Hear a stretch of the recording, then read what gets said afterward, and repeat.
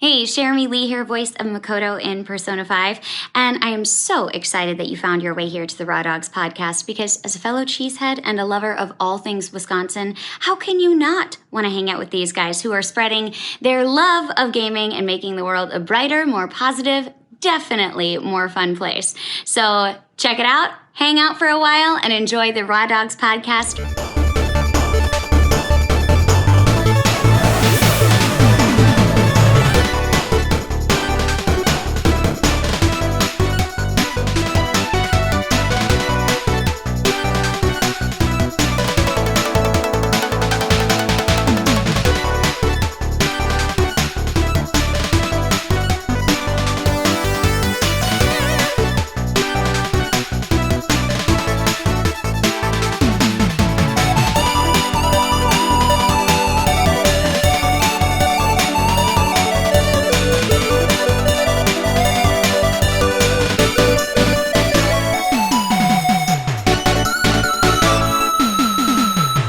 Welcome to another episode of Raw Dogs. Yeah. Dylan, if you had to guess, what number of Raw Dogs is this? 25. It's the 19th. I'll tell you what, time is meaningless these days. Especially when you're time traveling to hang out with your baby self to stop the mushroom aliens. That's true. I've heard about that. Which is, of course, a plot for one of the games we're talking today.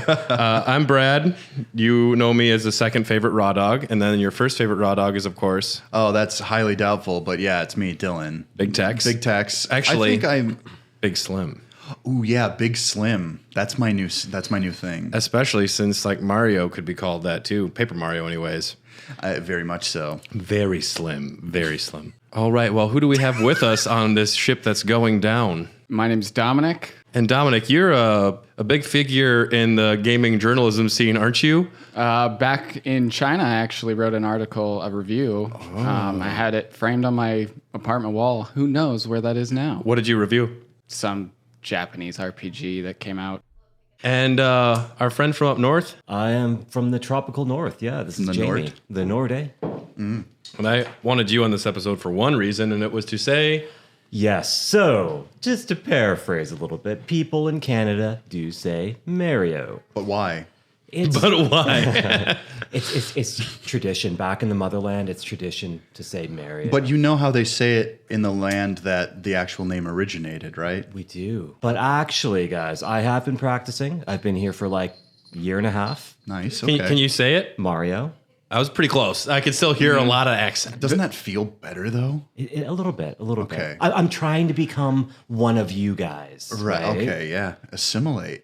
Before we move on to the topic, Dylan and I did something exciting last night and today. I am 5 hours into Nier Automata. Yes. Oh, nice. Thank Yes. you. Have you all played that game too? I've been meaning to, and I know I kind of want to play Nier first. It is technically a sequel, but you don't need to play Nier to understand Nier Automata at all. So I was happy last night. I was looking at all of our Switch accounts, and I noticed you two both doing some research. Mm-hmm. You were playing Origami King, and you were playing Mario and Rabbids. Is that right? Yeah, I've finished Mario and Rabbids, but Origami King, we played mostly today. Like I put in a little bit of like tutorial time. Yeah, I dove back into Mario and Rabbids, and I don't know why I stopped. I got to a point where I got stuck, and I was just like, fuck this. And then I didn't realize I could go into the Battle HQ and upgrade my people. Oh. And because I got my Switch, Okay. when it did, it was around March 10th when they were having the Mario week sale. So they had the gold bundle that came with all the really good guns. Dove in again and was like, oh, I could just upgrade all these people? Yeah. Some of those upgrades can really change the entire game. And it did, because the Yeah. second I did it, I was like, I beat it first try. And I was Yeah, like, because playing the game, like once you get the hang of it, once you understand the mechanics and how to do it, it's actually not a hard game. It's still an enjoyable game. So the topic of the episode today, we're talking about Mario role-playing games. All of them from Mario RPG through the Paper Mario series, through Mario and Luigi series, and a little bit of Mario and Rabbids. Yeah. And I think one thing that you'll see with all of these games, they're very straightforward and simple. They're not meant to be too punishing.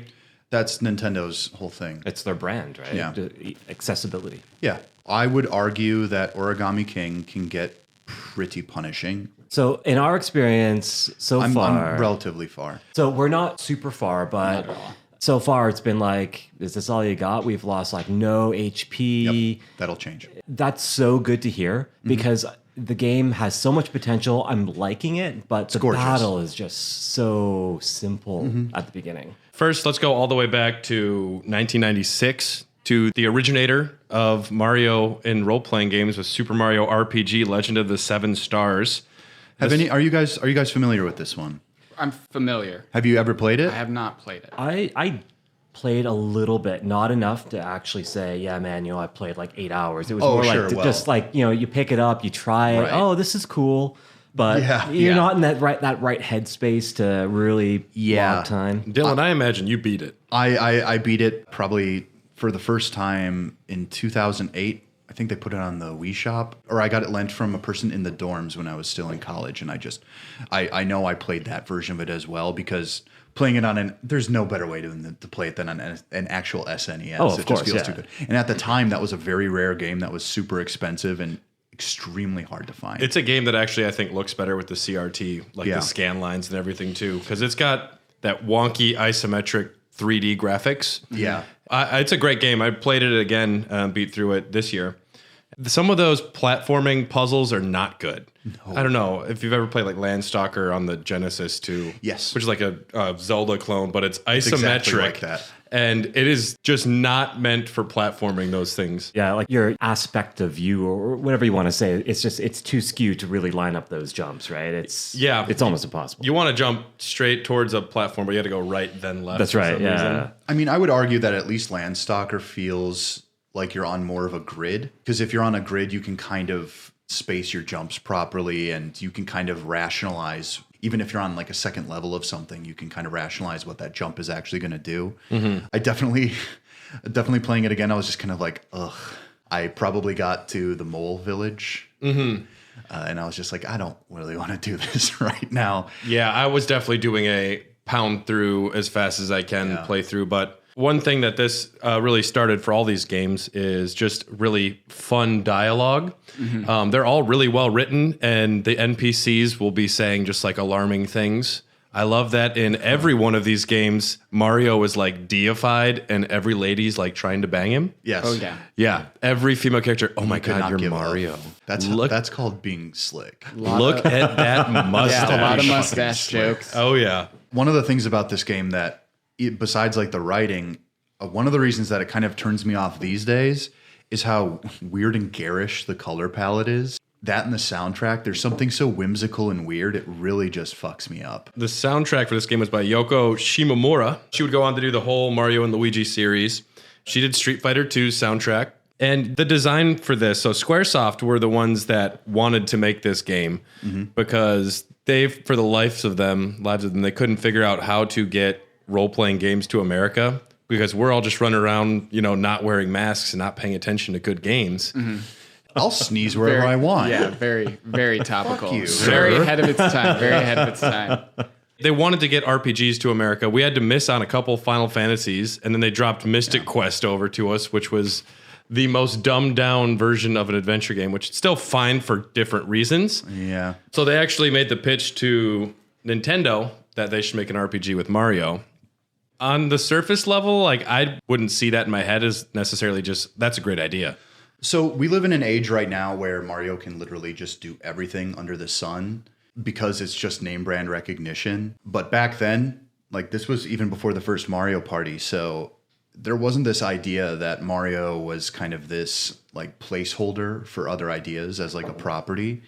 And now he can do literally everything. But so Squaresoft, they made a pitch to Miyamoto and they wanted to go heavy fantasy. And they showed him a picture of Mario riding a horse with a cape and like a sword. Miyamoto just goes, that's not right. What's great is if you see that little hand drawing, it looks so wrong. So wrong. It is disturbing. Yeah. The first thing I thought of when I saw that actual picture was, well, there obviously already is Link, and that's exactly what that is. So I'm sure in his mind, he was probably like, we've already got that, so what about a hammer? And let's go with that. It looks great. And it's one thing that these games do that's fun is they introduce a lot of new villains, which a lot of other Mario games do not do that. What, there's Wart?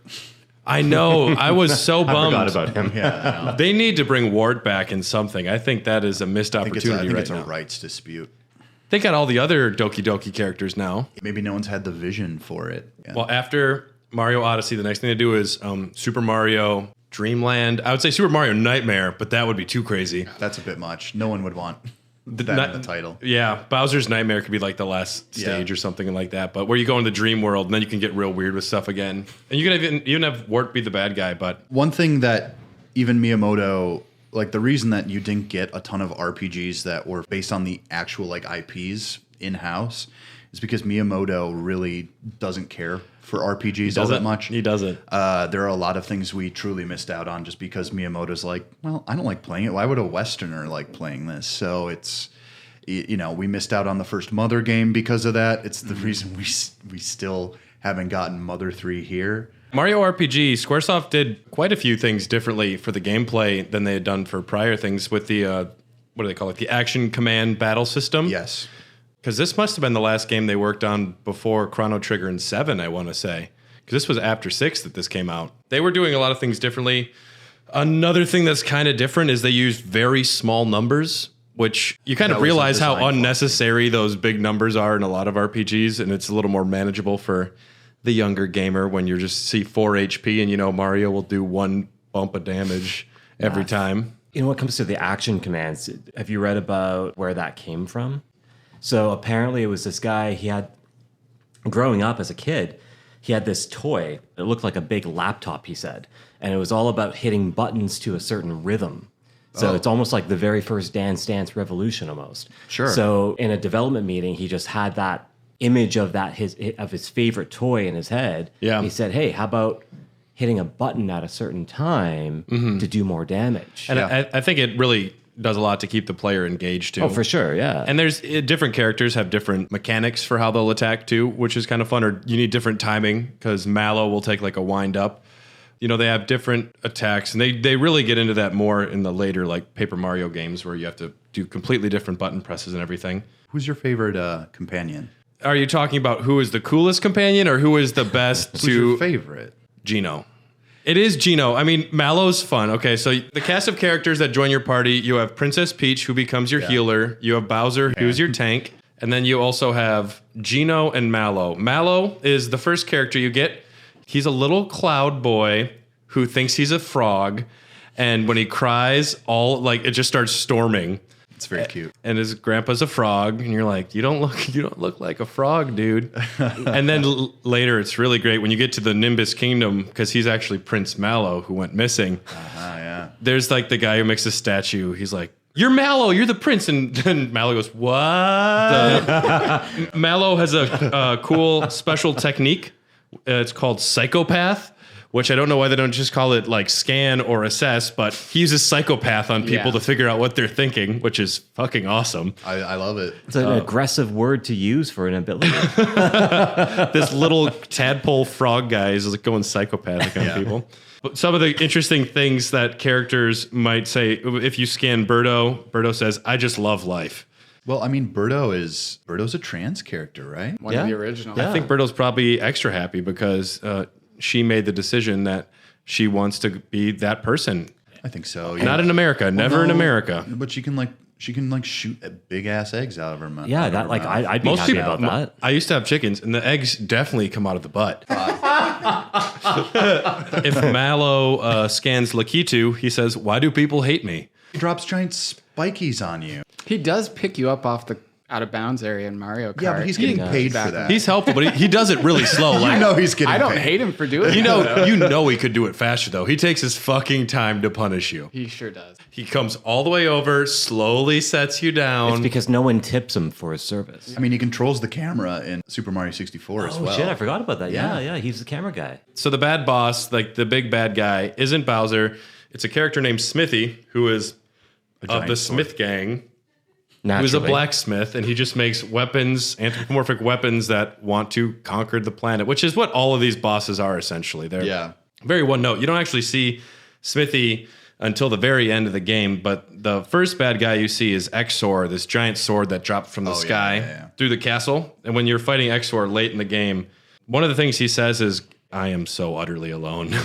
Was someone having a bad day when they were translating? I know that they had a lot of references to Japanese anime and like comic books and TV shows over there that they didn't have the translations for over here. So things that would be catchphrases for certain characters just became, gotta mow the lawn soon. It's tricky. It's tricky for translation. It's just, even if you absorb any Japanese media, sometimes it just falls completely flat. There's no way around it. There's some other pretty cool bad guys in here too. There's Boshi.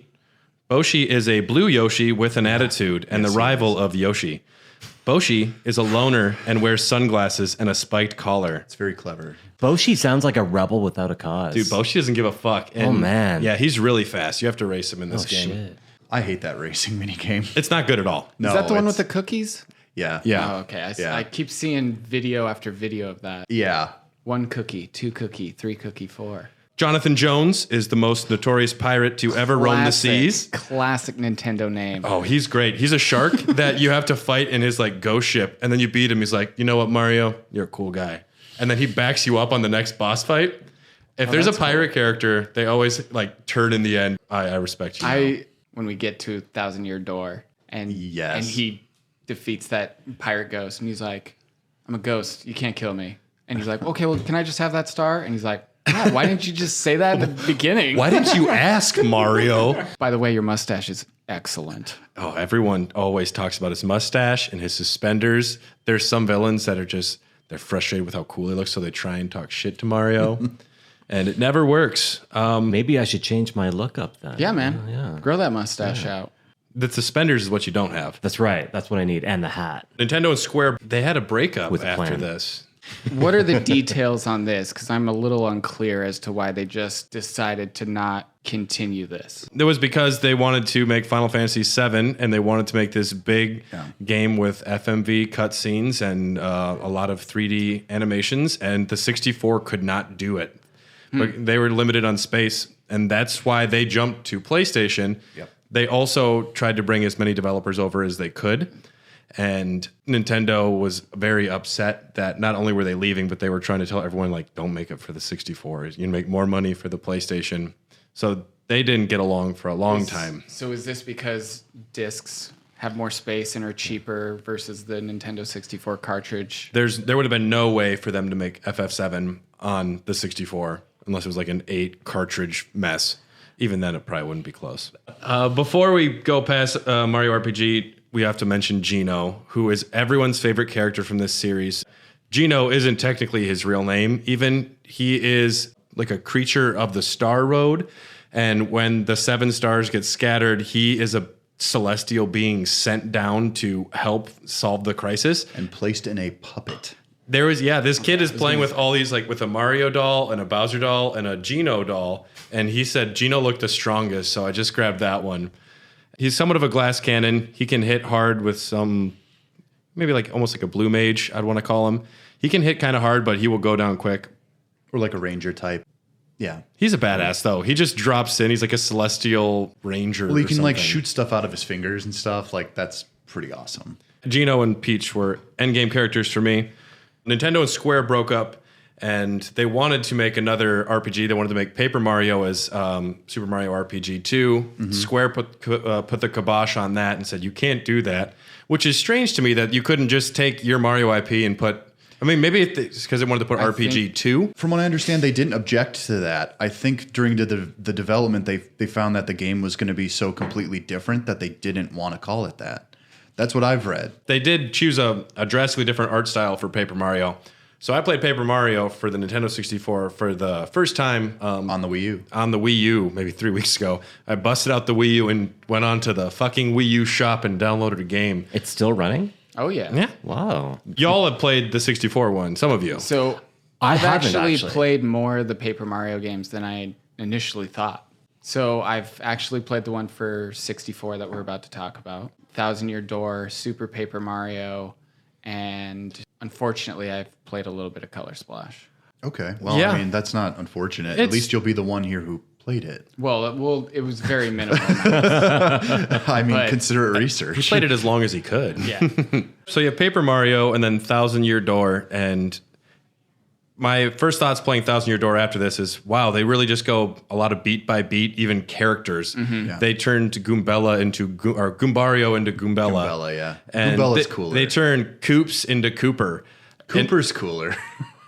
Which one's Cooper? Is he the nerdy one? Koops is the Rocky looking one who's got the hoodie on and has the broken nose. I like the GameCube one better. I think he's the nerd who's like having to prove himself is a little bit more interesting of a character.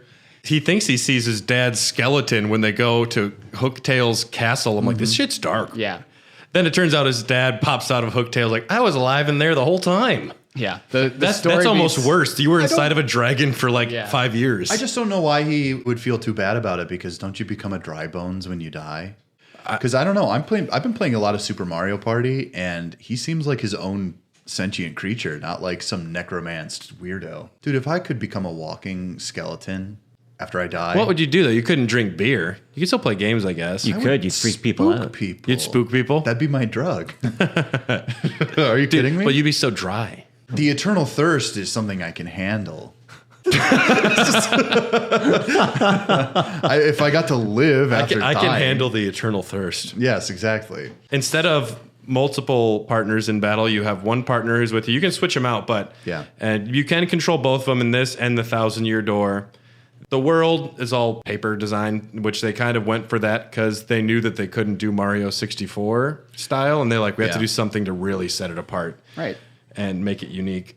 And it's gorgeous. It's still good looking. It's hard to deny when something has a really fantastic art style, like Wind Waker. Like if they had just done a Ocarina of Time, like another one of those, like it just wouldn't have looked anywhere near the same. I really appreciate the aesthetics in this one. I remember renting the first Paper Mario probably like 10 times and hoping that someone didn't delete my save every time I got it. Oh, that is such a risky maneuver. At that time, my mom didn't understand that she should have just bought me the fucking game. Did they only have one copy? They had 2 copies, but I wrote a little like I did a Sharpie little mark on the side. Scandalous. That's a big video game scandal right holy there. Holy cow. Isn't it like $20 to rent a video game back in the day? Yeah, if you wanted it for 2 nights, it was like 6 or 7. But the original Paper Mario, it's like a 20 to 30 hour experience, I want to say. Yeah. I would say that's pretty close. If you breeze through it, there are a lot of kind of fun little side quests, but it's more collection based than anything. I think more than Mario RPG, Paper Mario, I played through the first 5 or 6 hours, and eventually I was just like, this is brain dead easy. So did you make it to the desert? No, I think that's the next section. That's where shit picks up. Oh yeah. Even then though, in all of these games, I'd have never felt threatened more than one time. There are some, especially the last boss where you fight Bowser, that is absolutely backbreakingly hard. And one of the things is because there's a lot of story stuff that happens within the battle. So if you lose, you're going to have to sit through all that shit again. Always offer skip. That should be rule number 1. But this was 2000, so what are you going to do? It was a different time back then. And these games all have very cute openings where it's always like Mario and Luigi just hanging out in their little home where they have a bunk bed together. Oh, we got the mail. Princess Peach wants us to go to her castle for a party. And then, of course, Bowser shows up with the Star Rod. Not Kirby's Star Rod, but another Star Rod. And I guess a plot point of almost all of these is you're trying to collect an item so you can have the power to control wishes, is almost every Mario game. Or like Mario RPG game. And I don't know, Bowser's wish is just like, I want to be powerful and to marry Peach, which he's a pretty classic villain. But Mario gets kicked down to the Goomba village, which I love the fact that these games all have, which traditionally up until now, they're only villain characters. But it's interesting that now there's like, no, there's good Goombas too. I like that. I'm Goombario, and I'm your biggest fan, Mario. Exactly. Yeah, I got a hat. Do you see it? Got a mustache. Super cute stuff. I'm going to be honest with you. I'm playing through Origami King right now. One of the things that's really bothering me is that it's just fucking toads everywhere. Oh, yeah. I've heard Toad that, here, toad there. I'm just like, can you give me like something else at all? Even at the beginning of the game. I feel like I'm getting close to about a third of the way through the game. You do get a pal who's a Bob-omb, named Bob-omb. I hate that. Any name. Nope. Bob-omb. My name is human. It's like, fuck off. And I'm like, well, where are your people? Like, I understand in Toad Town that you're going to find toads. Sure. Yeah. But if you go to other locations, I'd like to. I mean, there are Koopas and stuff, but you don't see nearly as many of them. Yeah.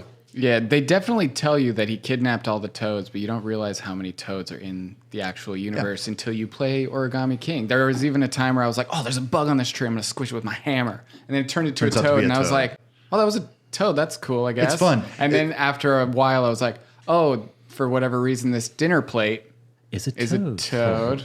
Yep. Okay. All right. Or he was hiding underneath it. Yeah. When there's the cockroach killing sequence, you're going to go absolutely bonkers. My reasoning behind that, I'm assuming when you go into the battles and you're in that circular ring, They're then more on the after you outside. start smashing Yeah. them, they start showing up on the Yep. on the and outside. they offer you higher bonuses if you choose to hire the toads to help Right. you. You can also unlock, the more you get, you can unlock things in a museum area that you get a little bit later. It works. What's cool about the Paper Mario series is that there's this concept that it's either like this gladiatorial match or a stage play. Yeah. Right. I think that's really cool. And that's kind of the same thing, really. Yeah, I mean, yeah, they're all Kill him! acting Kill him, each other to Mario! death. Yeah, but in Paper Mario, especially in A 1,000-Year Door, the amount of toads and stuff and other characters you have out in the audience Boss actually battles helps to affect things. With boss battles, it's like the stands are full of Yep. baddies and good guys, Yep. and sometimes they'll even interfere with the battle, which is great.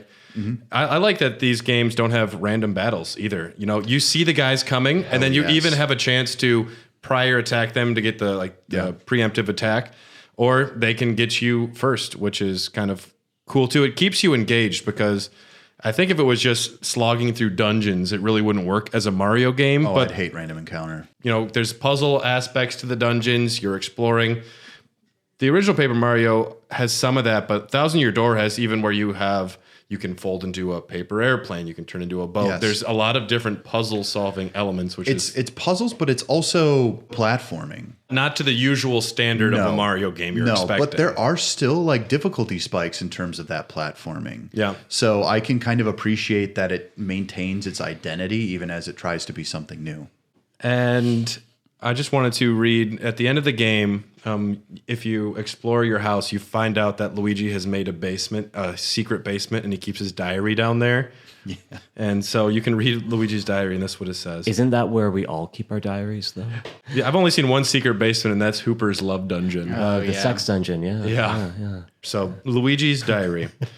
I remember the carefree days when we played golf and tennis and had parties. I heard a rumor that I actually have a lot of fans. I want to play the lead in an adventure. Of course, my name would have to be in the title. That'd be sweet, but I know that'll never happen. Foreshadowing. His wish is for a shooting star, and his wish is to sleep in the top bunk. It's small goals. Don't reach big. Aim small and little goals along the way. Come on, can we just agree that he's a cuck? Hey, I'm a big fan of the Luigi's Mansion series. I am too, yes. He's my favorite character in the Mario franchise. He's just so interesting as the brother who just is always left behind. He has his own adventures in the background, maybe, but Quick sound off. Who is everyone's favorite Mario character, like in general? I'm always a Yoshi. When it who do you pick on Mario Kart? I always essentially? pick Yoshi. Yeah. Waluigi. Wario is my favorite all-time Mario character. My first Mario game was Super Mario Land 2. That's the first appearance of him, and ever since then, I'm just like, I like the greedy one who farts. Like, that's pretty cool. But not only that, Luigi, he's really lonely and wanting to have adventures, but the moment he hears Mario coming home, he rushes upstairs to make dinner to celebrate. I'm like, that's a brother right there. It's a good man. Luckily, though, in Paper Mario: The 1,000-Year Door, he actually has his own other adventure going on in the background. Yeah. You'll come back to Rogueport, which is like the city in between adventures, and Luigi will be there with his own little party members. They change, and there's books that are being released. Luigi's got his own book series coming out, talking about how he's going on these great adventures. Then you talk to his party members, and they're like, that's not what happened. At one point, he had to be in this stage production, almost like Final Fantasy VI. And the book says he played an earth spirit. If you actually talk to the lady who's with him, she's like, he played a leaf of grass. Like, So he embellishes a little bit. Good on him. It's fine. it's super cute though. I like Luigi a lot. Thousand Year Door, I think that game was amazing. I've only played through like maybe the first 10 hours, but having a really good time with Thousand Year Door. Are you playing it on the Wii with an HD? No, I'm playing it on the GameCube with my the Eon HD HDMI adapter. I'm curious, how much did you pay for that adapter? $150. Plug and play. It's super slick. I know. I really want one. The fact that the GameCube can do progressive, and I think it's 480p is as big as it goes. Right, yeah. But It still looks good, right? It looks so much better. And even some games have widescreen that you can play with. So like Monkey Ball looks fantastic on an HDMI, like big TV. Like I've been modding an original Xbox in the past few weeks, and I have an HDMI connection. It looks good. The original Xbox is the closest thing to a PC. Oh yeah, at it the was time it was a under TV PC. It's all Yeah, it was. exactly. That's what made it so good And and it was moddable. Microsoft. Yeah. And that's why it was so cheap to produce for them. Yeah. Anyone have any strong feelings about the Thousand Year Door? It's the best one. For sure. Emotionally, the character development and everything. The writing. Just when we go on to the next game, I was talking to Jamie about this earlier today, where some of the character development is better in this game within 5 minutes than the entirety of the next game that we're talking about, which is Super Paper Mario. That one's terrible. you talk to Goombella for 5 seconds, and she's like, "I'm a college girl. Go Goombas." I'm like, "I know who you are." Right. Perfect. Yeah. Yep. The one character we were talking about was the sea captain, Babam. Love him. Right? He's my favorite character Yes. in this game. He, within 5 minutes, goes through that whole emotional story about how he left to go sail the seas and Lost his his wife love. died. And then you're like, holy crap. I don't want to reveal too much. They kind of reference him in Origami King. Oh, hell yes. Yeah. All right, that's fantastic. Yeah. Right, so then You they just go, made Dom's night. Right? Okay, yeah. They reference. then they go, you go meet the bartender, he gives you the letter, and he Yeah. gives it to the bomb captain, and he's just like, my wife loved me, and you're sitting there just going, It's All a right. Babam. this is, yeah, how am I so emotionally invested in this? Because they're real characters, and they're so well written Right. with just little bits of dialogue that you can just infer their entire story. The comedic timing of things just doesn't stop. In Paper Mario, in the first one, you land in Goomba Village, and what they do is they like to gatekeep you to go to this one area. There's a Goomba fixing a fence, and then you save the Grandpa Goomba, and then the guy's like, "It's done," and then this like bad guy comes and stomps the fence, and the character just says, "I just fixed that." I just fixed that. And it's not an exclamation point, it's just, "I just fixed that," period. I'm like, that's so good. That's terrible. Paper tear. Well, that's funny. something that they bring more in the later games, Oh, yeah. because the first one they don't really play into like the paper Yeah. aspects, and by the time Origami King, the bad guys it's- are pencils and scissors. They're so layered in Origami King. It's not even funny. I'm happy that they're bringing story back into it, because Color Splash and Sticker Star, Well, it's they about- really got away from it. I'm going to say this. Origami King has a very straightforward, do the thing type of story.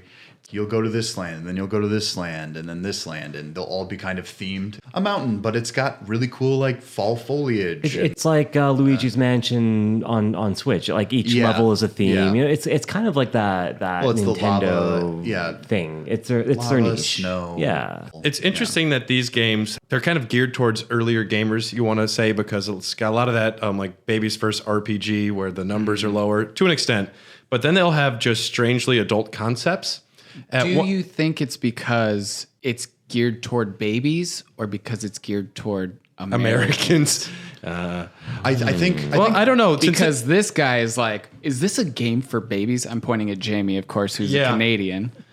They have CRPGs up there. They have the serious RPGs. Right. If But you've that's never how played this- a CRPG, you're in for a That's while. essentially how this whole genre Yes. started, right? Mario Where- CRPG. That game would be bonkers. I dig it, like a Divinity 2, like Mario. I could fuck with that. That sounds fun.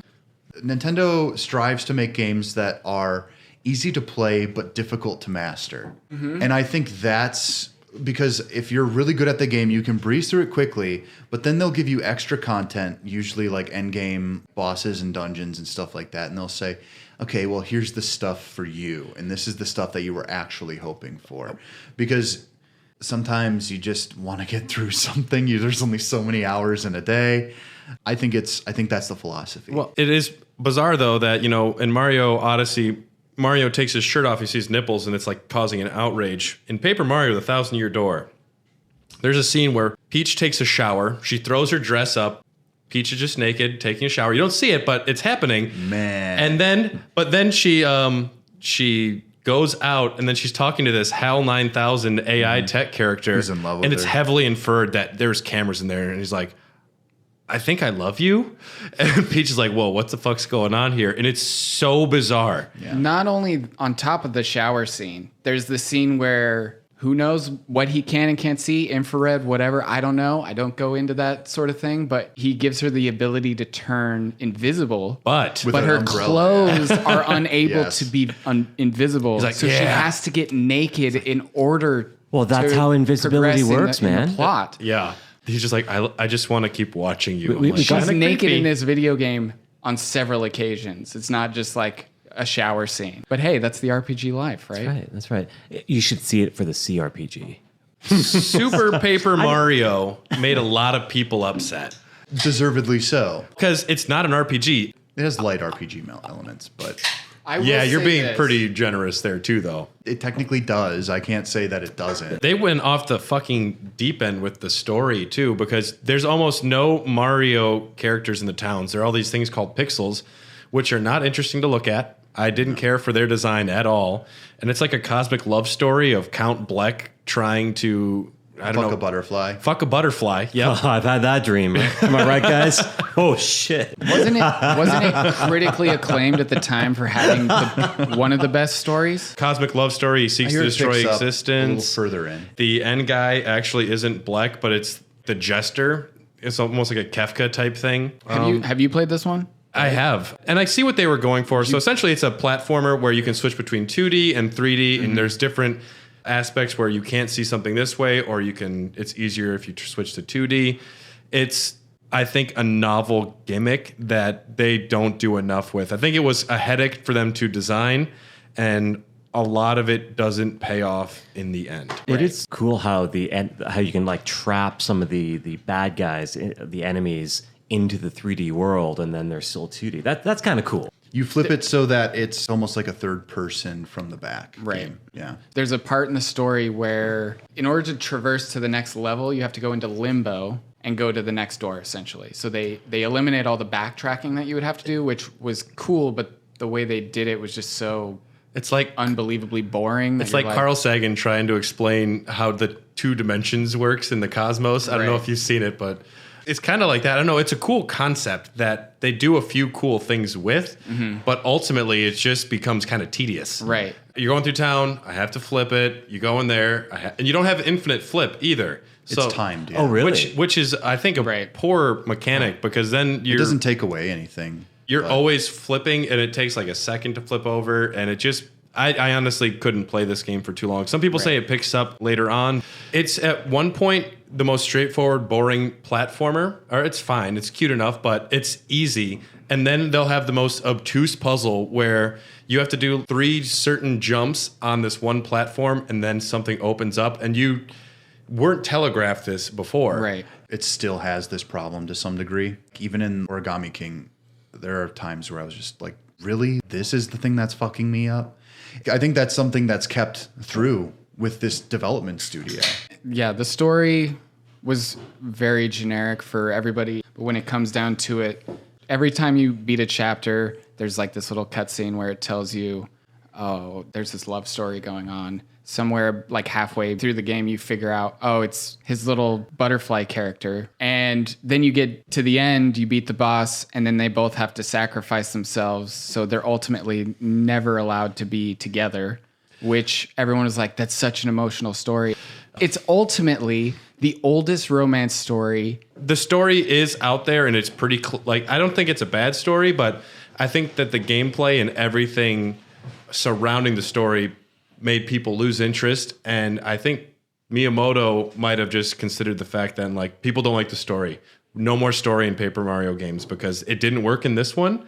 And I think what didn't work was a lot of the levels and the chapter breakdowns. There's so much time in between chapters where you're going to be in this Peach section or a Bowser section.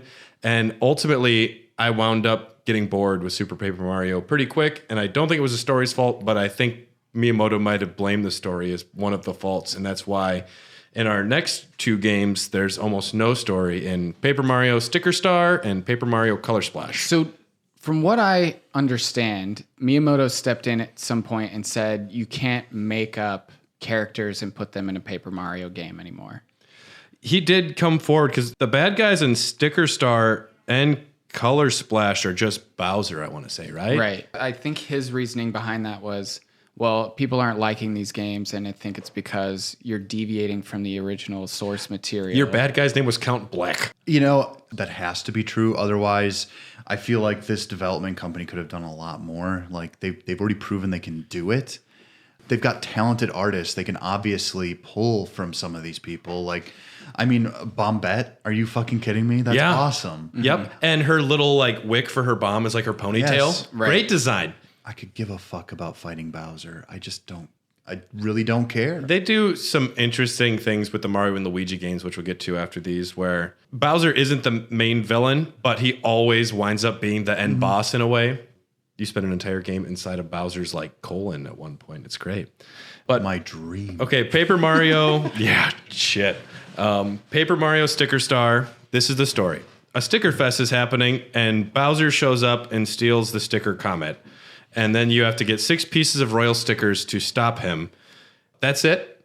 And there's sticker-based gameplay, which it's kind of like almost a card-based system, I want to say. Yeah, they are. Yeah.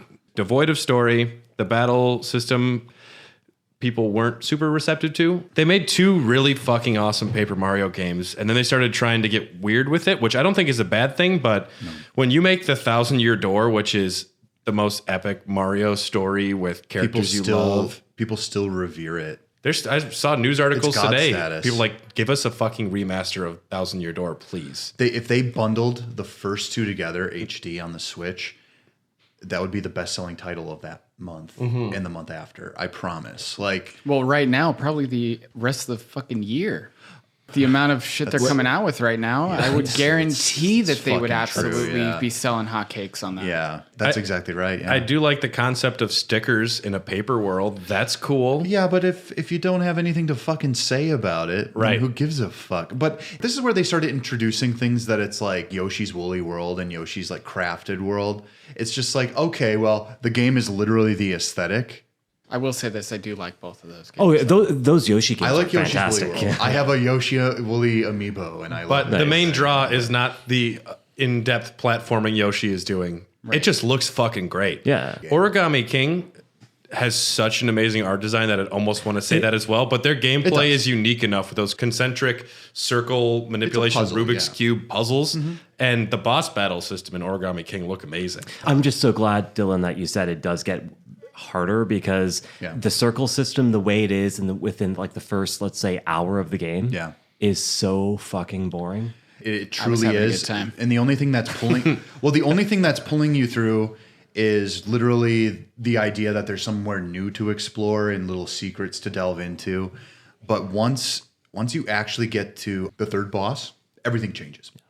Do we have anything that we want to say about Sticker Star before we can? I've never played it, so I can't really say anything. Color Splash was a big wet fart. Came out at the end of the Wii U. Well, you're the only one the who's end of played the that. Wii U. Didn't play very much of it. No. It's very forgettable.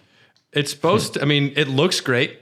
Something that these games always do is they look fantastic, which is great. I would even argue that some of the assets from that are recycled into Origami King. There was some NPC dialogue that I really liked in Color Splash. One of them was, "Oh, who am I kidding? I can't outlaw straws because then only outlaws will have straws."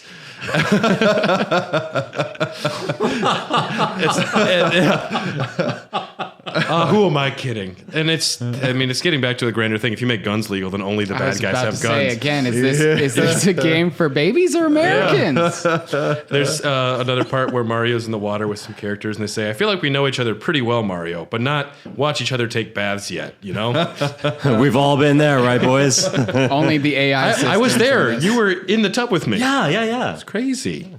What I heard the biggest problem is the Wii U screen. You actually have to choose the cards you want and then like choose the paint cans or something. Yeah. And it's like a long battle process where it's nothing fast, which a lot of these games are pretty simple too. Mm-hmm. You fight a Goomba. I just want to hit A and get the battle over with. Instead, you have to this, throw the cards up. Right. Jamie, maybe you'd like Color Splash because it's not just here's a ring, figure out the puzzle, even though we give you the solution at the beginning. I have new faith. You have to agree, Dom. So far, the circles are just so simple. Yeah. I very much wish that all of these games had a hard mode or a new game plus even where there was legitimate strategy needed to do some of these things, which I know that Origami King does get there with at least the boss battles. Well, but the reality of Origami King, from my perspective at this point, either you're doing the puzzle perfectly or you're completely fucking up. In the boss battles, you're not in the center of the circle. You are on the outside trying to get your way closer. Oh, no. Okay, boss battles, so I wish the entire game was boss battles. Okay. There are going to be battles that you get into where there is actually the potential that they could wipe you. Right, but my thing right now is it should have started out with 10 HP. But now I feel like I'm in a giant tutorial. So the Origami King, one thing that it does that's a little weird to me is there's no experience points. Right, and that's okay. So I think that's a major problem. When we dive into Mario and Luigi, they do that very well. Yes. I think extremely well. The Mario and Luigi series are some of my favorite things in all of Mario RPGs. I've only played the first one, but I'll tell you, I'm not sure why I never touched the other ones. Dream Team is fantastic on the 3DS. If it wasn't a 40-hour game, I would have beaten it by now. Right. So this is one series that I've always wanted to play, but it's that thing of RP, I don't want to put that time in, but I really should. The biggest what am I spending my money on type of thing at the same time. Yeah. The biggest problem for the Mario and Luigi series is the name. Did you know in Australia, it's called, you know how it's called like Superstar Saga? It's called like Superstar Saga Bros, Dream Team Bros. Yeah, which is odd. Like, it's really like just the naming convention. And Bowser's Inside Story in Europe, it's Voyage to the Center of Bowser, which is such a better title. That is so much better. That makes so much more sense too. You're not actually getting the inside scoop of Bowser. No. You're just exploring his rectum. They must have. So it's American censorship again, right? No, I think it's American focus testing. All right. Okay. Yeah. Getting back to American censorship, we forgot to mention this for Thousand Year Door. The character of Vivian, every translation except the English one, Vivian is a transgender woman. Yes, dude. They took it out. And the Italian even has dialogue stating, "I'm proud that I became a woman." And America's like, no. Can't have that. Can't have none of that. But we're allowed to have Birdo.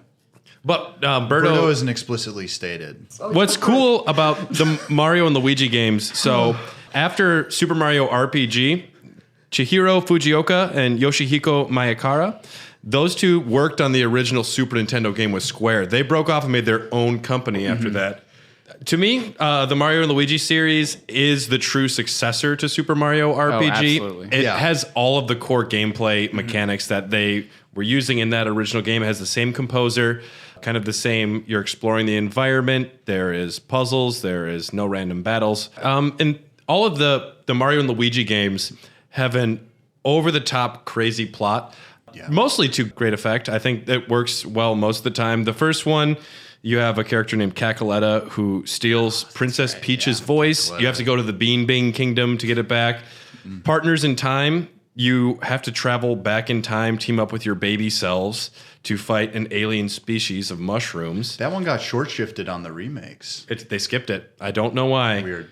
Bowser's Inside Story, you're going into fucking Bowser's body and like manipulating him on the outside. Are we just going to blast through these? I was just briefly mentioning the kind of the plots. Dream Team, you actually are going into Luigi's dreams, which fuck yeah, dude. There's some good stuff there. And then Paper Jam, they just kind of got desperate. Yeah, they fucked Well, it. I mean, they allowed too much of the Paper Mario formula at the time to weasel its way in. So when it comes to these games, what would be the biggest draw, like in your guys' opinion? It's an action RPG at its core. A lot of it is timing. It's almost like they achieve more of this almost like platforming element to it, because there is a way to play through this entire game without taking a single hit. They took the action battle command system where you are hitting A when you're attacking, or B, which now if you're Luigi, you have to hit the other button. Yeah. But also in the battle, every enemy has multiple different attacks that you can dodge either with your jump or your hammer.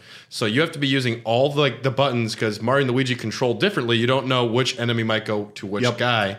And you're able to not only dodge attacks, but counterattack. It is possible to dodge or counterattack every attack in all of these games. So what sounds great about that is growing up playing video games, I was never into RPGs because it's like, Sure, I don't want to read. But then you get older, it's like, this is so cool. But with the Mario Luigi games, Mario, see how I said Mario instead of Mario? I love it. It almost sounds like it's almost like a good halfway point for like people that want to try an RPG but find it maybe a little bit Daunting.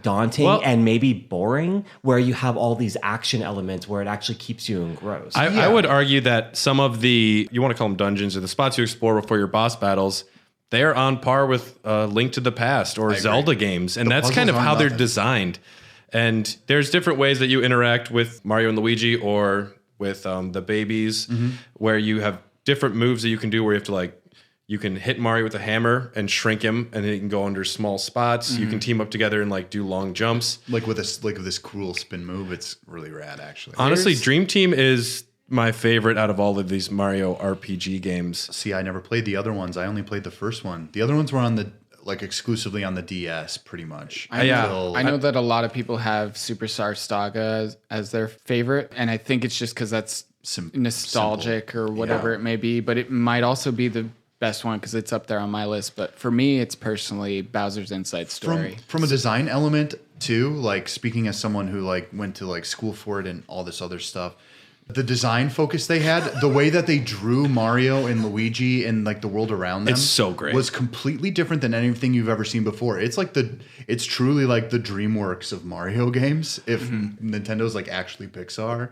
none of these things feel purely Japanese, like they're taking something from another culture. It literally feels like they're making their own thing. The sprite work is so fantastic. Absolutely, too. yes. The way just Luigi responds bippity boppity boppity boo, because that's how they speak in all of them too. So Dom, you said one of your favorites is Bowser's Inside Story. Is that because you play within the rectum?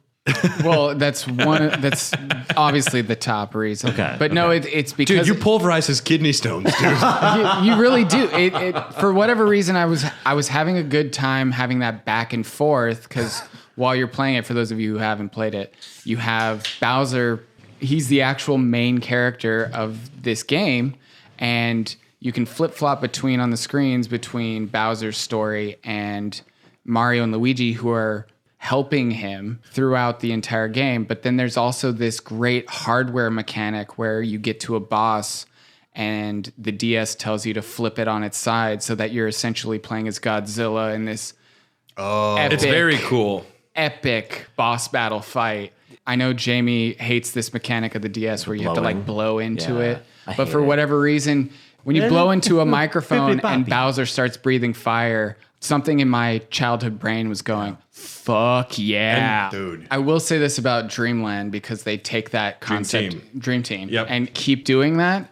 But they also implemented the gyroscope motion controls of the DS, which I don't know if I liked as much. They were never implemented that well on the DS. They do cool things though with getting back to almost Legend of Zelda style of puzzles, or even Breath of the Wild, where Bowser is regular size, you're trapped inside of him. At certain points with Mario and Luigi, you need Bowser to go and start drinking a shitload of water so you can float around, and then you can have Bowser walk away. Or in Dream Team, it's so fucking cute. They try and go to Mario's dreams, no, you're not good at dreaming.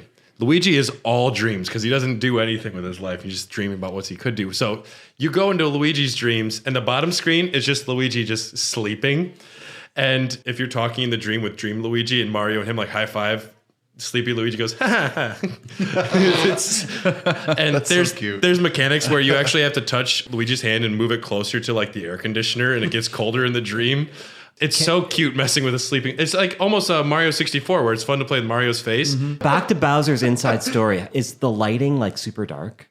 No, it's colorful. But within that environment, you'd No. think it would be super dark. Well, I mean, it's Mario to begin with. Like, you don't think the inside of Bowser's body is going to be like...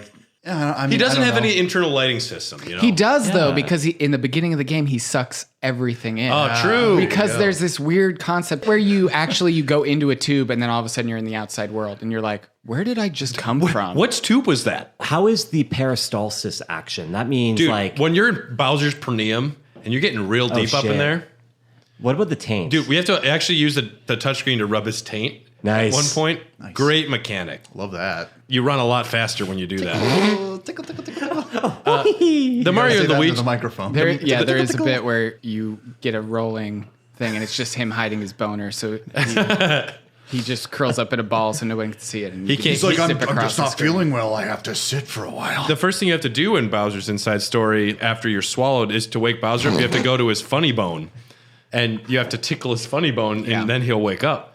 This is why I like this game because they're like, you go to help Bowser. There's the parts where he gets like crushed. You go through a mini game to like essentially bring him back to life. But not only do you bring him back to life, you turn him into this Godzilla-like creature that he can lift a castle. Yep, that is in And- the rump command section. Whoa. You accumulate adrenaline, and that makes him into Giant Bowser. Essentially, yes. So you're like and then squeezing his glands. It's you cup you're the balls. shooting him. Yeah, there's these balls that like Well, fall yeah. down and they're green or red, and depending on Okay. where Mario and Luigi are, you have to like.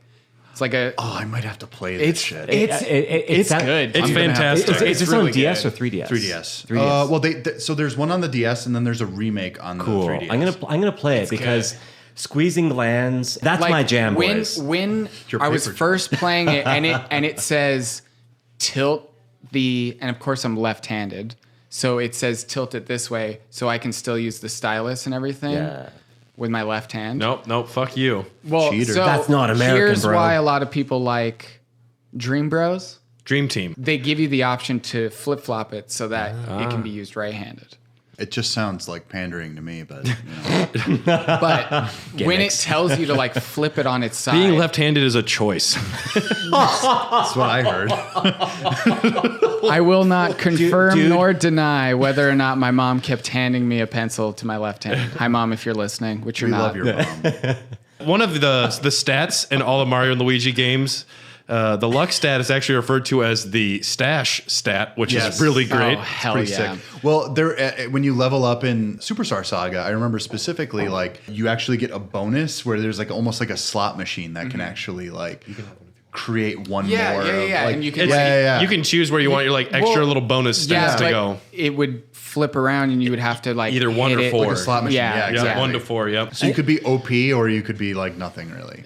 I don't know. These games are cool too because Professor Egad will show up in one of them, which I didn't know that he was appearing in games outside of Luigi's Mansion. Me And too, actually. Yeah, I read about that And the other day. Sunshine. Yeah. Is EGAD in Sunshine? He created Flood. Yeah, he gives you the I forgot the that. jetpack I thing. Yeah. completely forgot. At the end of Bowser's Inside Story, after you defeat the soul of the boss or whatever, and Bowser vomits everyone up, Bowser's so pissed. He's like, "You've been inside of me the whole time." You sucked me up at the beginning, you motherfucker. How'd you not know? I think he lost his memory or something because He's just a big dude. So Bowser spits them all out. He vomits them up, and then you actually have to fight Bowser again after you beat the final boss. All right, the final boss of Superstar Grateful Saga. fuck. The final boss of Superstar Saga, the female Cacaletta fuses with Bowser to become Bowserletta. Bowserletta, yep. And Yeah. his sprite actually kind of has like Bowser boobs, which is kind of fun. Oh, nice. Mario and Luigi partners in time. The evil shroom infects Bowser and becomes like boobs? Shrouzer. Oh shit! Yeah. man. Bowser's Inside Story. It's Bowser. It's Bowser again. And then Dream Team. It's him. Dream Team. Bowser gets a hold of the Dream Stone and he becomes Dreamy Bowser. He just has beautiful eyelashes. Mario and Luigi Dream Team. I hadn't really played a 3DS before, and my brother lent me his. Shout out, thanks, Brian. Dream Team's amazing. Like the 3D effects and the way that the bad guys, before they would be interacting with your character, sometimes they'll run way like down a hallway and then they'll be just like rolling towards you and you have to dodge them. Yeah. It's fascinating how they work the 3D effects into the gameplay. And then when you enter the dream world, it's just like stars and crazy colors and this great music. I'm still of the mind that if they had done what they did with the 3DS XL in the new 3DS XL, where it actually face tracks you a little bit and lets you see the actual 3D the way it's meant to be seen without having to stare directly at it. Yeah. That system would have been so much better, and the games they could have made could have been so much trippier. So did you try the face tracking 3D? I owned a Nintendo 3DS XL until I sold it to pay for a car repair. Okay.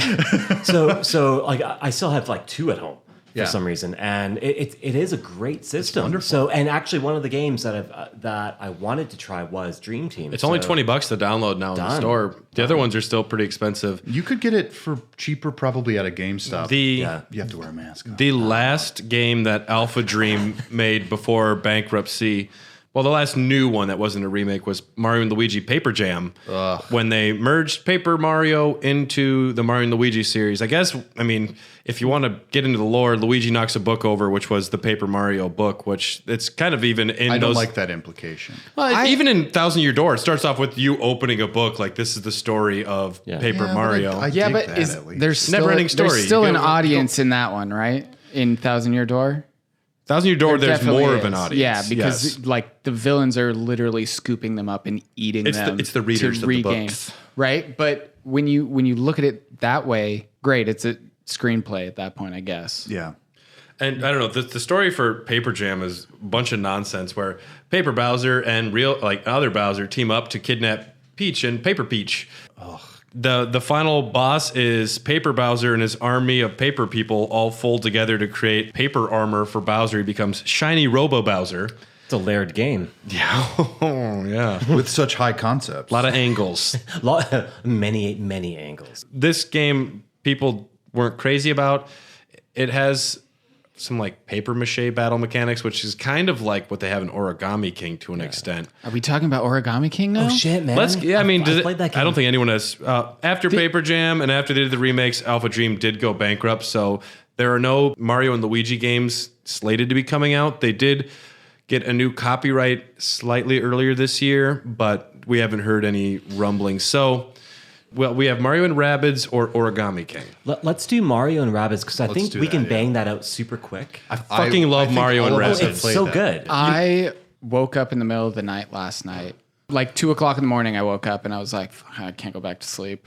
And I just played this game until my battery ran out. I'm going to say it. I fucking hate Rabbids. So they're I not was- offensive in this game to me. They're not offensive in this game. They're almost minions, but they work in this game for me. From a standpoint of literally when there was the pitch, they probably had to go to Shigeru Miyamoto and they had to say, well, what's our most cartoony thing we have? It's got to exist with them if it's going to be this. Like, we have to be repping Ubisoft at the same time as Nintendo. And I feel like until this came out, I had seen neither hair nor hide of the Rabbids since the Wii days when they had that mini game series. I was surprised yeah, when yeah. I went That on. was it. I went on the Wikipedia and there's a fair amount of Rabbids games, but they're more geared towards the Rayman fans or children. Yeah. Because they're minions. They have their own show where they get into mischief. Although, like Rabid Peach always busting out her phone and taking selfies. That was funny to me every time. I think the Rabid versions of characters worked pretty well. I actually really liked it too. They back away from the really annoying stuff and they make them part of the background. Like, if you want to look like, oh, those Rabbids are in a giant toilet, they might need a plunger. And that's just all you get. And otherwise it's just, strategic battling. And it's really well designed. So I've played Tactics and Final Fantasy Tactics and that whole series, and then like Tactics Ogre. Well, this isn't even in that style though. No, this is very much This is more. like XCOM. It's movement based in a really big way, because you can, if you know what you're doing, you can move around the entire map very quickly. Dom and I were talking about this earlier. It's almost like it's a combination, kind of RPG, kind of tower-based defense, kind of duck and cover gameplay. It's like an amalgamation of a lot of different types of games. I think they did a really good job, other than the fact that the difficulty aspect of it kind of plateaued to the point of, like I said earlier on, once you knew what teammates to what team to have and what guns to use, every battle became fairly easy to complete. Did you do the challenges, the challenge mode, or the ultimate challenge mode? Not the ultimate challenge mode. Because I 100% of this and the DLC for the Donkey Kong Adventure. They get really insane. They get really difficult. And I've heard that the co-op mode, or like where you can like actually, it's a co-op mode, but they ramp up the difficulty where you and a friend, you have more to control, but you each control different characters. Oh, and I guess that's supposed to be very difficult too. That is a better way to do it. Like the co-op, I've done it. I dig that. Yeah. Solo, you can definitely notice the difficulty ramp up versus ramp down. Yeah. The fact that even when you got like the Rabbid versions of the characters that were already established, they still felt pretty damn different. That was absolutely lovely. My favorite character, even though I'm not a huge Rabbids fan, my favorite character was the Mario Rabbid. He was good. Shotgun. I liked him. Just the amount of destruction you can wreak. He's a living grenade. He's like a Terminator. Send him out. I wound up using Peach, Rabbid Mario, and Mario, I think. I'd bring Luigi in because he's a fucking sniper. Oh, yeah. Luigi was always on my team. Luigi, Mario was Peach always is a on my healer, team. though. You need the healer, I was and about then to one say. of the rabbits would be on my team. For that I keep bringing in factor. Rabbid Peach because she's got that healing aspect. Yeah, you need the healing. I honestly didn't use too much healing in Really? this. Whenever I play any types of these games, I'm all about positioning, and I mean, I don't want to toot my horn. I play a lot of these types of fucking games. XCOM and XCOM 2 and War of the Chosen or whatever. I've played all of those all the way through. I eat them up, and then I'm like, okay. And you know what's great use with Luigi? Not only can he snipe, but he can bounce off of multiple characters, so he can get highest bouncer, he can get way around the map. It's almost like going back to Super Mario Bros. 2, where Luigi has like that hover jump. Oh, yeah. Mm-hmm. Exactly. And so besides the great battles, there are, I guess, those in-between sections where it's mostly rudimentary puzzle solving. There are some cool puzzles that in the later part of the game where you are... I find that to be a fun break in between what the core aspect of the game is. I enjoyed exploring the world, and the maps I think were well designed where they kind of loop back in some interesting ways. Yeah.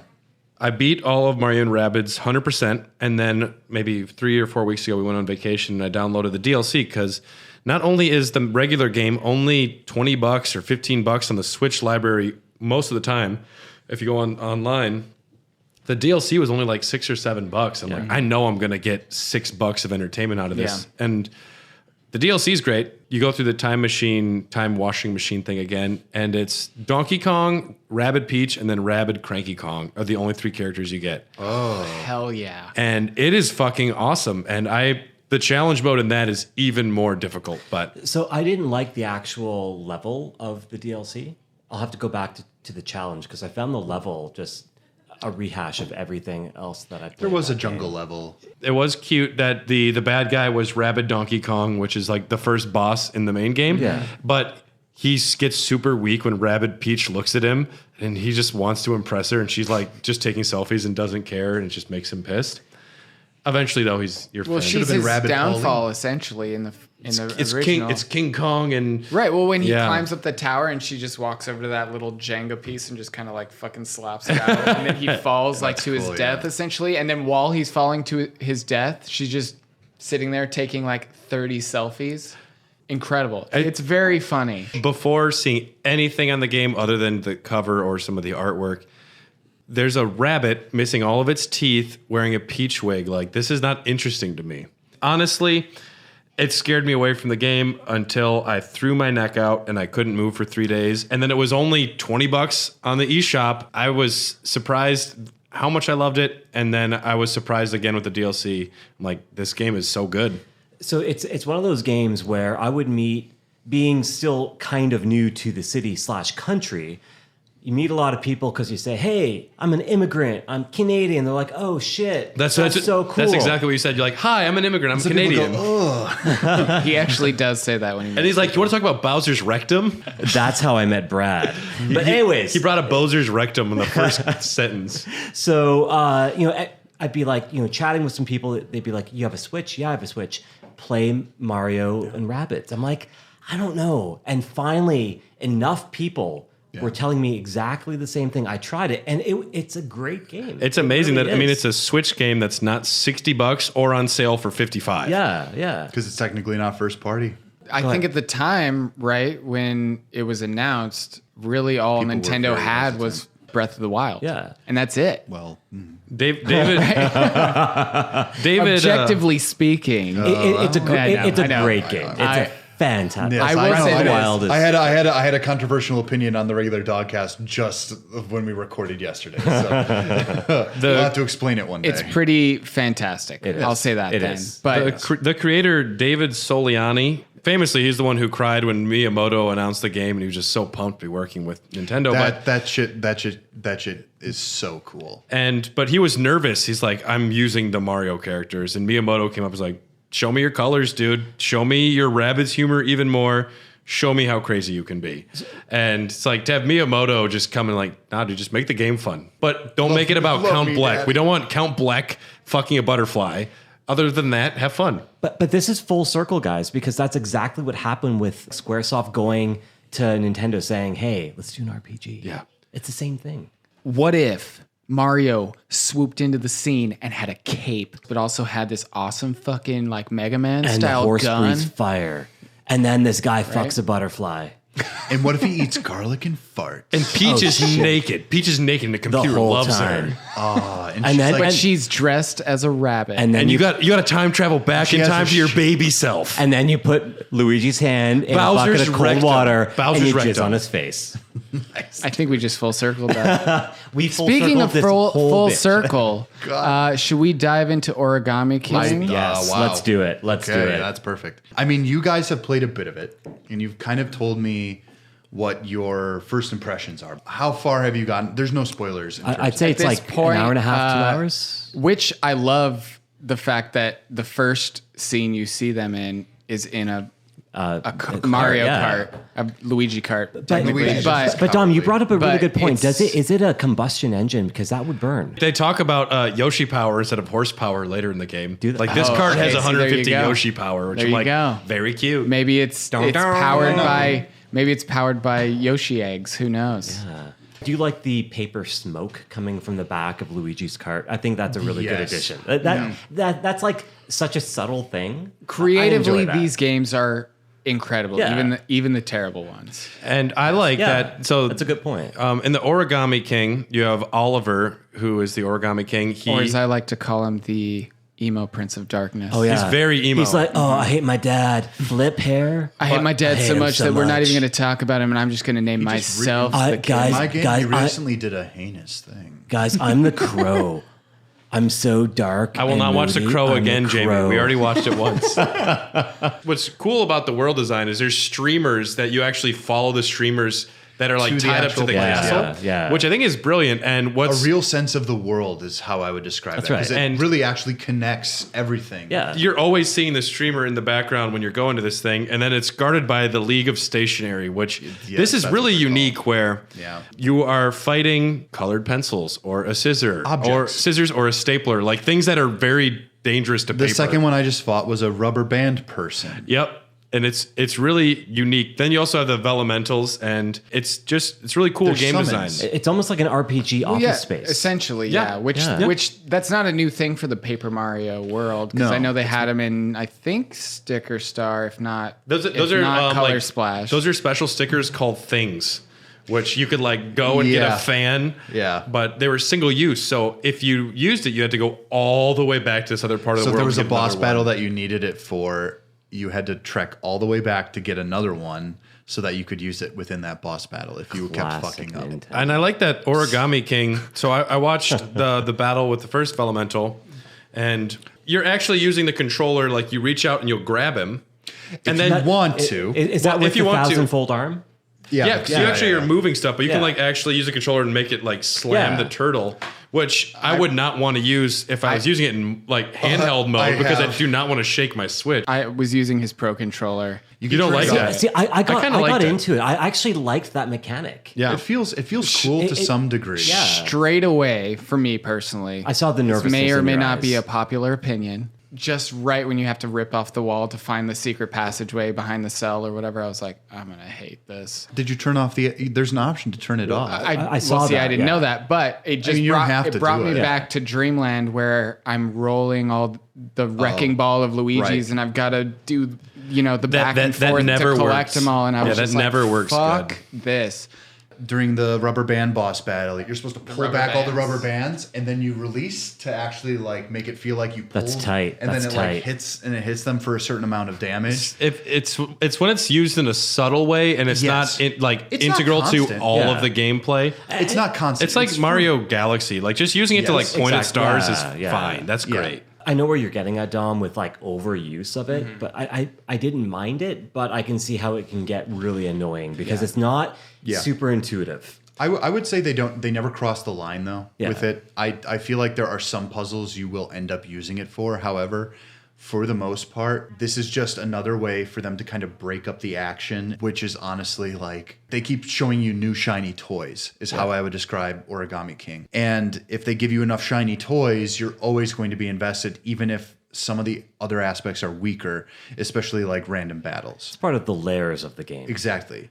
Which I will skip every random battle if there's no experience points.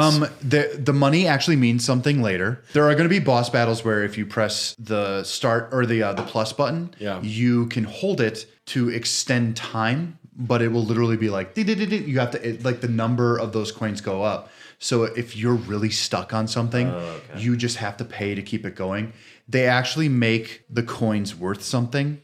To your point, like the coins have to be worth something because to the point where Dom and I are on the game, coins mean zilch. It's like going back to the very first. Just being in the first hour. Right now, the only use for the coins are paying the toads to cheer you on and to strip. Literally throw tomatoes. Well, they have at the fucking enemy, which is great. I think that's fantastic. It is fun, yeah. For what I can say, there are items that you're going to get in the game. They are usable items, and you can equip them in basically a line. All you have to do is move them up into a slot, and those items over time will break. So there is item durability in this game. That's good to hear. What I wish all of these games did, I wish there was a hard mode or more limit. Like with this circle puzzle thing, make the time that you have to do stuff extremely small. Yeah. And so you're like almost are panicking to get things as good as you can, and you never have enough time.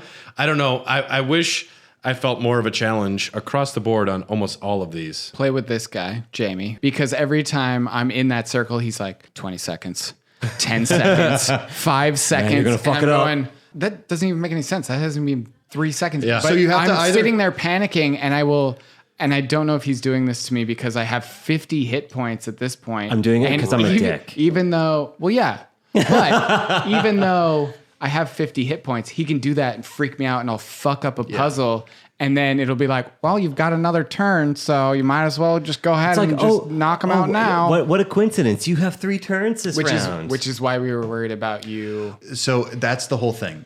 If you can solve the puzzle, which it does get harder, if you solve it correctly and you have the right items on you, you can wipe them all out in one turn. Yeah. And if you do it wrong, you can really fuck up. And that's where I actually think the beauty of this comes in, because there's going to be a point where you're just like, well, fuck it, I got it kind of close. And then you have to deal with getting hit. And then afterwards, you have to heal yourself. And the boss battle system is just so amazing. It's and punishing. It's punishing, and it's different because almost every review said the game is easy. And then you get to the boss battles, and they're going to take a while for you to figure out what you're doing and like get your strategies together. The rubber band one I did at some point. I'm just like, well, now I understand what. Here's the thing they don't do. They don't explain it very well. They want you to figure it out. However, if it's this punishing, they're not giving you a lot of like leeway for the first few turns. They're not letting you learn what exactly this boss does to the map. It's Shadow of the Colossus. After you've beaten those bosses and you go back into them and you know what to do. My first playthrough, I never died in Shadow of the Colossus. Oh, I did.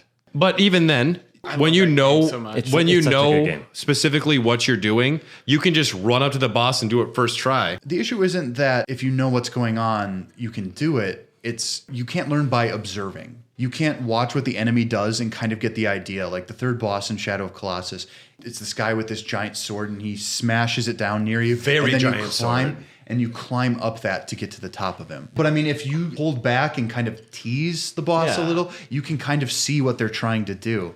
Whereas in this one, it's so trial and error that I think it actually doesn't achieve what it's meant to. Let's bring it home. Any final thoughts on Mario RPGs? What are some of your favorite games? We can start with you, Jamie. Well, so far I'm enjoying Origami King. There is some, like we've just discussed, like it begins very slow, very babyish, very beginnerish, but at the same time, it's a beautiful looking game. It's so well done visually. I think there's a lot of interesting additions that they've done, especially in the forest. That very first level, all the trees are chatting all the time. That's super cool.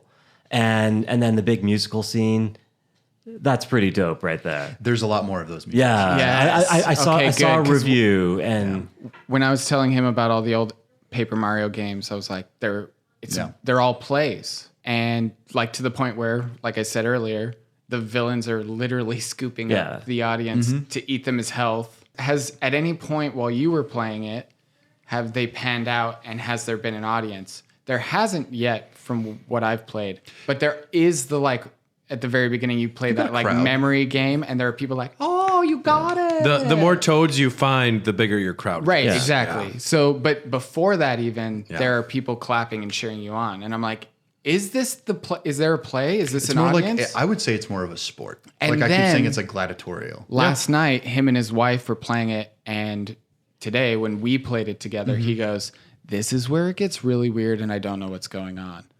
And later I then- got it. and Later then- I got it. And then you give the tree the seed, the and soul then seed, brother. The soul seed. of course. And then Grandfather Stump becomes. I've given a few. Grand I've given a Sappy. few. Grand Sappy, becomes the great Deku tree. Yeah, I right? gave some of my soul seeds. I'm saving it for marriage. They break out in, Jamie, you're amazing. in song, and not just song, but Mario's there doing his little river doing a dance, jig, yeah. and you're like, and you remember my reaction, right? Fuck yes, fuck yes. He just seeded that tree. So good. The fact that there's more of that coming on, Yeah. fucking give it to me. For Hell each yeah. for each little world, I'm going to imagine there's one. Favorite games, Dom. First two Paper Marios for sure. Haven't played original RPG, unfortunately. It sounds like Worth checking That's a out. I'd say gas. it's worth checking out. If you've got a Super NES Classic, that's It's on there. But to be honest, at the time, Super Paper Mario even wasn't like terrible. Looking back at it, You had to it's get what you could with the yeah, Wii. exactly. All of the Mario Luigi games, Yeah. if you haven't played them, give them a crack because they're in their own special ways. Like the fact that, Superstar Saga is just a good game in general. Yeah. The next one, the Brothers in Time, Yeah. is just the way that they implement all the characters and the different moves that they can do and can't do. With their babies. Exactly. With their like future past selves. It's Incredible. Yeah, those games are great. My personal favorite of all those, obviously Bowser's Inside Story. If you haven't played it, Paper Jam, just don't. Don't play it. And then Rabbids. I was going to say mention Rabbids because I forgot to mention. We all Rabbids. love. It's We so all good. are It's- big fans of yeah. Rabbids. we can all say we It's- like Rabbit. Even if you don't like the Rayman universe, you can really gel with that game. Everybody loves as Rayman. just like a turn your brain off and shoot some fucking rabbits. Dylan, yourself? I'll say Paper Mario, the first two. I have a soft spot for the first one, even on the N64. Then Superstar Saga. I thought that one was really fun. I'm not sure why I never played the other ones. I just, I was in college. I had 2 jobs. It's whatever. And then I really do like Mario and Rabbids Kingdom Battle. The first Super Mario RPG, I think, for these days, I think you had to. I think it was of its time. I think it is a nostalgic factor because I do have warm fuzzies thinking about Mario RPG. yeah. The gameplay is still fun and it's unique that it is a Squaresoft game and they're experimenting with some of their things that they would implement more in some of the later Right. video games that they worked on. But RPG might be a nostalgic factor. But you're so you're saying the two Paper Marios. I love a good idea that the first time you try it just feels new and refreshing. And so maybe this is the nostalgic part of me talking, because obviously they must have built upon these things. I just think Paper Mario Thousand Year Door perfected what Paper Mario did. And I think that Superstar Saga is just so itself that it's hard to deny. And I think it encapsulates itself very well. And I'm in agreement. I think Thousand Year Door is maybe the pinnacle. I mean, it's the pinnacle of the Paper Mario series. Oh, absolutely. And all of the Mario and Luigi games through Dream Team. I'm not warm on Paper Jam, but all the other ones, they're incredibly unique, weird stories with fun gameplay and interesting level design. I would recommend any of those. Extremely positive on Mario and Rabbids as well. Mario is a strange RPG character. Don't give him a sword, give him a hammer. But I think we all agree that these games are unique and fun and worth checking out. And Origami King, beautiful game, looks great. I think that the battle system has a lot going on there that they could expand on. What it is truly unique, though. That's right. There's not another game that is doing battles like that. That's right. And a major shout out to Intelligent Systems and Nintendo for innovating Absolutely. all through the years. I think they've taken a lot of criticism to heart, and I still think they're trying to achieve their own vision. Which I appreciate. Which I will say this about the ring battle system right now. It's over quick. So even if you get locked into a battle, you're like, what? Yeah. It'll take 30 seconds for me to get out of It was like my first time in Bowser's Rectum. It was over quick. And then it gets longer. If get used to it. If our fans That's the other wanted to find you guys, would you want them to? How would they find you if you wanted them to? It is impossible for me. He will be living in he'll be living five. in a tiny home. I'll be living, in a tiny house out in the middle of nowhere. There's no way. Okay. With 5 cats in your Next RV. time you can find me on this podcast if I ever get invited back. Mm-hmm. We'll find out after Why wouldn't Brad's you We're doing the epic first editing. Mario CRPG. Nice. Yes. We'll pitch the worst It's just weirdest Peach and worst naked Mario the games. entire time inside of Bowser's Rectum. And speaking of Peach naked and Bowser's Rectum, Jamie, can they find you anywhere? Not really. I do have an Instagram for my dogs. Yeah, plug that shit because it's Actually, I don't know. really Maybe you good. don't want these opinions associated with Maybe you your dog's probably Instagram. No, hell, It's a mystery. Maybe next time. Next time. We're Raw Dogs. You can find us on Twitter at Hot Dog Cast. We're on Facebook and Instagram at Hair the Dog Cast. Patreon. A lot of exciting tiers, some exclusive episodes right now. If you want the second part of Mortal Kombat, that's the only place to get it. There's exclusive videos on there as well. You get access to all of our podcasts early. If you start paying us too, you get to suggest an episode, and we'll fucking do it. I really don't care what it is. For $10, we'll talk about anything, and I'll do research, and then we'll talk about Bowser's Rectum the whole time.